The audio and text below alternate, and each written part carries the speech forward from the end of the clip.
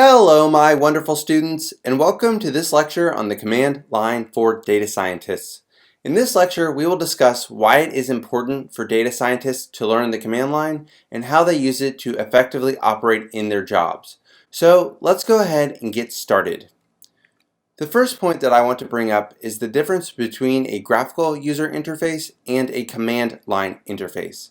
So a graphical user interface allows users to interact with their electronic devices without actually knowing how to program.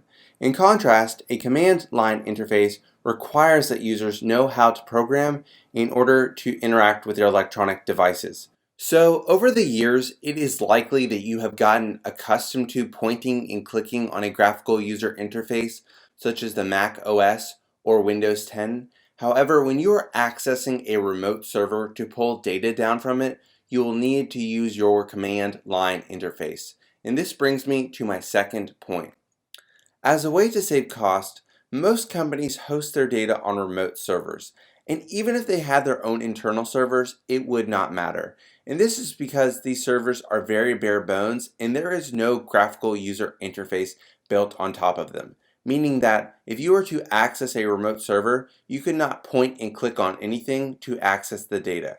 Rather, you would need to use your command line interface in substitution of your graphical user interface as a way to connect to the server and then pull down the information that you need. This brings me to my third point, Git version control and GitHub. While working with a team of data scientists, it may be only one person's responsibility to actually pull down the data from the server, but it will likely be a team's responsibility to clean the data. And to effectively operate as a team, it is very helpful to use a website like GitHub, whereby you can connect to a repository in this website via your command line and push and pull data to and from this. In turn, GitHub makes it very easy to monitor the progress of the project as well as each individual person's contribution. So the major takeaway from this lecture is that in order to effectively operate as a data scientist, you will need to become comfortable with the command line, because when accessing remote databases and remote servers, you will not be able to point and click on the files and folders inside of them.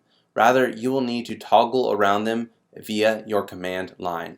So that's all I have for this lecture. Thank you all so much for listening, and I will see you at the next one. Until then, happy learning.